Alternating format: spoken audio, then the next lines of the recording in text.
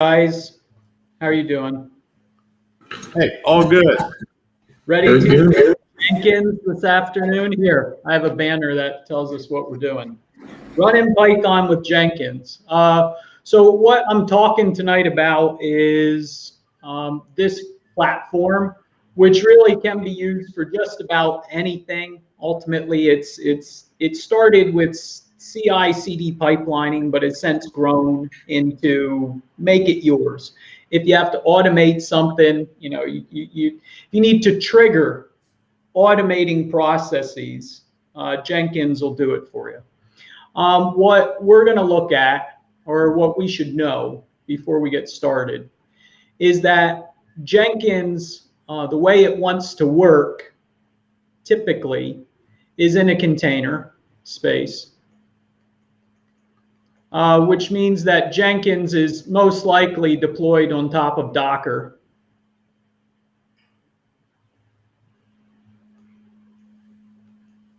If that's where Jenkins is actually running. That's what we actually have set up. Jenkins right here is running inside of that little container on top of Docker. So Jenkins itself, out of the box, will do some limited work for you. But the spirit is that Jenkins will dispatch work to agents. Who's got a mic that's feeding back? Shut your mic off in my webcast. You're feeding back and ruining the good stuff. What Jenkins wants to do is build, it doesn't have to, but it wants to build somewhere else to work. It calls this an agent space. So really what you teach Jenkins to do, or one of the things you could do, is teach Jenkins how to speak to Docker and say, hey, Docker, I happen in this moment to be told I need to run some sort of Python script. And you know what? I'm just a dumb Jenkins container running Java. I can't even spell Python other than somebody has to do this work for me. That says Java, believe it or not. So Jenkins tells the platform he's running on, why don't you build a container that has a Python environment inside of it? And once that's built, why don't we go talk to this Python environment and actually tell it, run some Python scripts in there, whatever we have to do. When we're done, if artifacts got created, in this container as a result of this processes, we can save or back them up, do whatever we need to.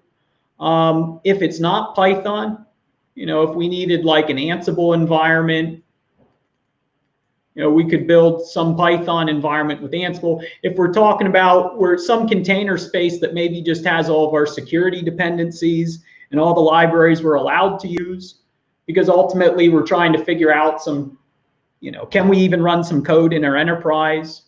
Maybe Jenkins would tell Docker to build a container space where, hey, we're just going to test our app, and see if it even runs before we even think about going in production. So that's, some of the things that Jenkins, of course, Jenkins doesn't have to talk to Docker. It could go talk to some cloud and say, hey, cloud, Amazon, build me a virtual machine where we're going to run Windows. I need a Windows worker to do my work. All that stuff's possible, ultimately, because just like Ansible, Jenkins is just a plug-in robot. If you need it to know more, you feed it a plug-in, and away it goes. So let's get signed in to this application. You guys, I'm going to shut us off and turn that full screen. You guys can see it okay, yeah? Yep. Yeah, that looks good. Jarvis and Alta3. So when we come in to Jenkins, what you see is a bunch of blue spheres. And you see a weather report. Blue spheres mean the last run was good. The last run worked. The weather report is long-term. So obviously suns are good and cloudy's bad. Red spheres would be things failed. If you're looking down through here, I have a whole bunch of jobs set up. Whether there's generally two types of jobs in Jenkins. I mean, there's lots of job types, but freestyle and pipelines. are the two spirits of jobs you can create.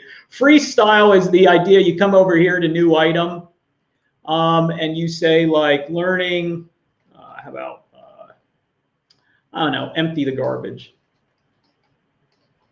Freestyle project, okay. You're going to have the command line, or you're going to have a GUI, excuse me, assist you in explaining to Jenkins what you want to have happen.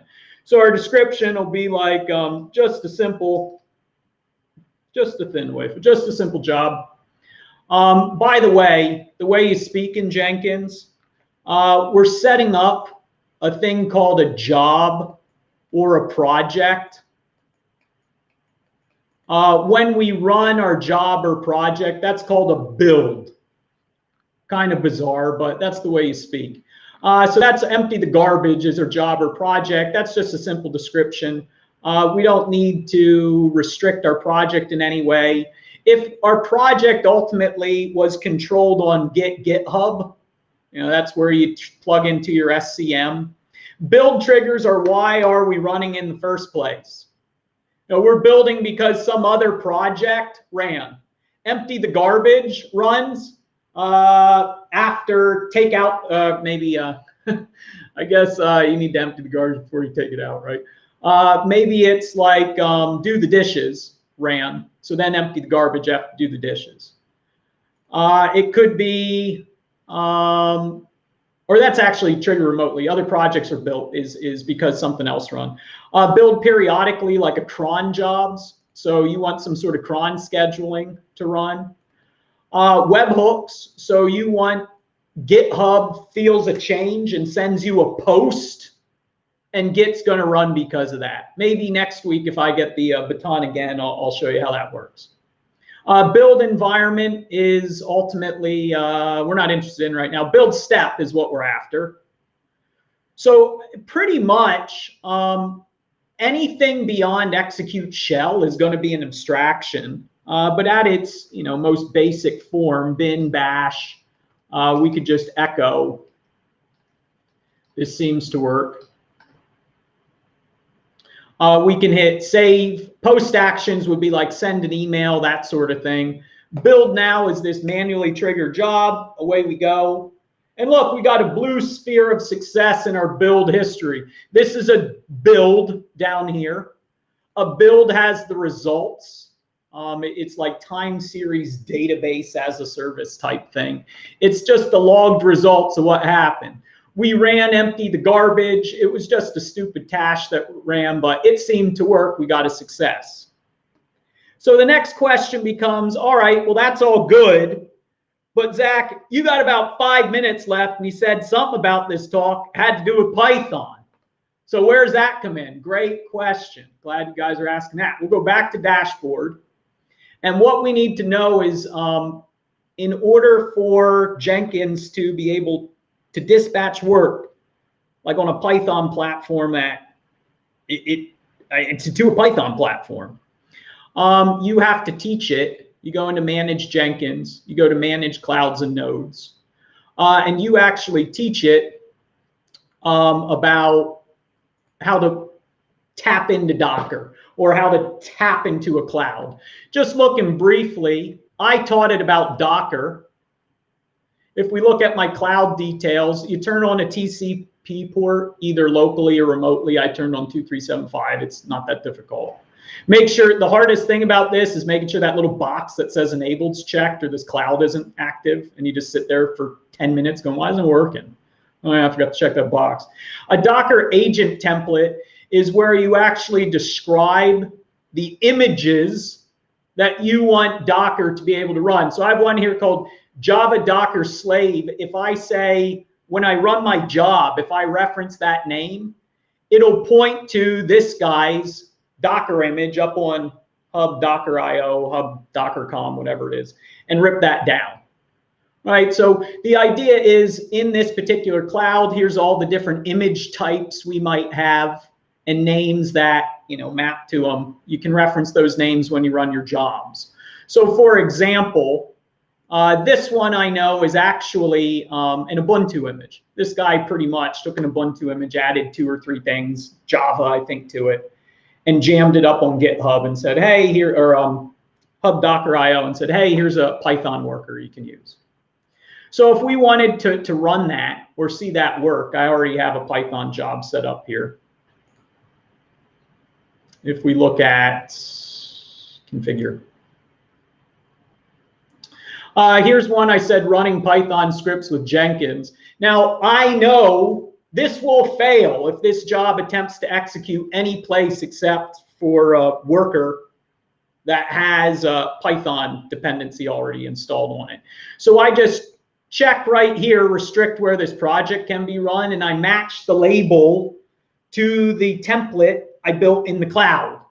So when this job gets triggered, Jenkins goes, oh, okay, this matches one node, one cloud, or whatever it is. That's my target. Those are the places I'm allowed to run this. I'm restricting where the project can be run. Git, what I'm actually running is, if I drag this over there, can you guys see this screen share? Can you guys see that screen share? Yeah, you just pulled it on.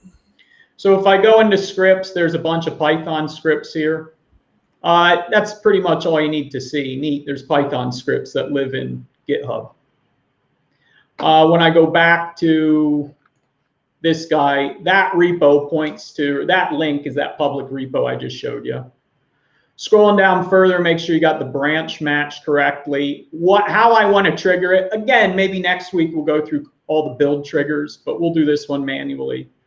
As far as what I want to run, I mean, it's just bash commands at this point. What's going to happen is when I say go, it's going to clone that repo down locally. It's then going to say, okay, cd into scripts. That's where the Python script was. This one's going to run Python 3 against one script, just bash scripting. I'm going to pipe the output to a file. This one actually creates output on its own. You can see in my comment, it creates a file called location ISS.txt. So if I want to preserve that stuff, if I go, whoa, you know, this script, when it runs, because the moon is in the second house, Jupiter aligns with Mars, I need that. I need, you know, this as well. It has to persist. It's got to go into logging. That's when you do a post action and say, hey, I want to archive. They call that an artifact. They call that an artifact. So on ISS, that's one of the files that got produced because of this work. That's going to get archived. This is going to get archived. If you're going, Zach, what's an archive? Well, first of all, you can see last successful, it's a zip that's available through an API Jenkins makes available. There's the two files. It means I want to potentially save this stuff. You could have additional post-build steps where you say things like push it to GitHub, make a git commit of the artifacts after this. But effectively, I mean, egg on my face, it doesn't work, but I don't see why it should. We'll hit build now.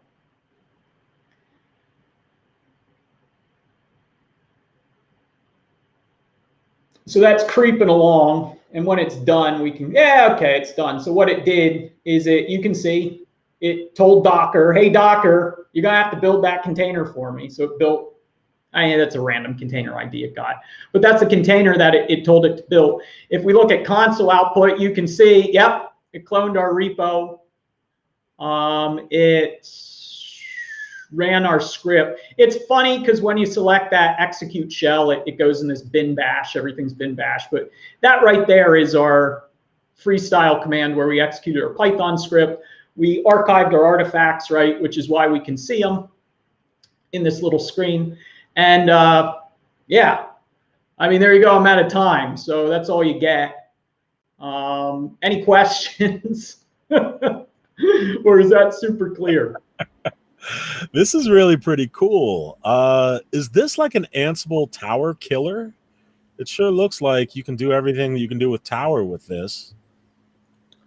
So I think the right way to answer that question is you could do so tower, the biggest difference I have found is tower scales, tower clusters is the way it wants to scale. Sure. Whereas this has this idea of a central authority and these little agents that it creates, right? So you have like a Jenkins core, and then you have agents, and you build more agents to scale this thing out. Beyond that, this is free and supported. You can pay for support, is my understanding. Otherwise, it's free.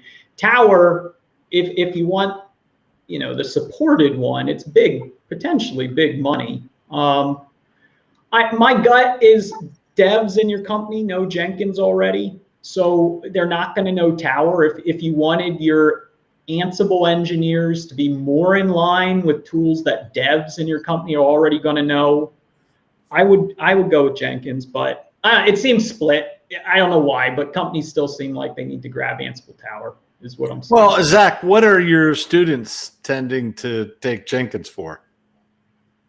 Running Ansible, running Python, just automating. It's traditionally, like I said, CI/CD was we need to write code, and we need that code tested very rapidly, and we need very fast, indicators. We need notifications if those builds, those tests fail. Sure. Yeah, of course. Right. But it seems like now it seems like the smartest kids in the class always have Jenkins running and are going, "Hey, Zach, look what I have Jenkins doing." So why are people doing? It seems like they're just using it for everything. It doesn't seem like one thing. It seems like Jenkins is the jack of all trades that you can, if you're clever enough, put to work, automating portions of your life you just don't want to deal with anymore. And really, it's like the build triggers, right? It's the triggering that it does so well. You still have to write the scripting to automate things, but I don't know if that's a great answer. People are using it for everything. Yeah, well, I think hobbyists could even use it for home automation playground. Oh, yeah. Dev people. Sean could use it to track things on the cloud. It wasn't more fun to click than. No, he'd prefer command line, but yeah, but it's nice to look at the screens. How easy of an install is that? Pretty straightforward. Yeah, it was just one line. It's just the Docker. You just reference the Docker image, and it just comes up. So one line. The hardest thing is making Docker not be sudo. I'd not have to run sudo with Docker. So it seems like every company I teach, when it comes, at least when I'm teaching like Ansible and that sort of thing, Ansible Python, either they're going full Ansible, and they are Ansible Tower, and they're taking all their other scripting and wrapping it in Ansible stuff. Or they're using Jenkins, like with their Ansible Python stuff, or they've just rolled their own, and they have their own front end that they're using. But those seem to be, again and again and again, the three approaches I'm seeing. All right, we added things to say about Jenkins. I'm looking forward to hearing more about it next week. Yeah, and next week, can we maybe talk a little bit about Circle CI, like 30 seconds, just because we're all hearing a lot about it. Sure, we'll do that. We'll look at build triggers and more Jenkins and Circle CI next week. That sounds good. Cool. All right, gang. I'm gonna figure out how to end this chat. See you next week. See you next time. Bye. See you, everybody. Hey, guys.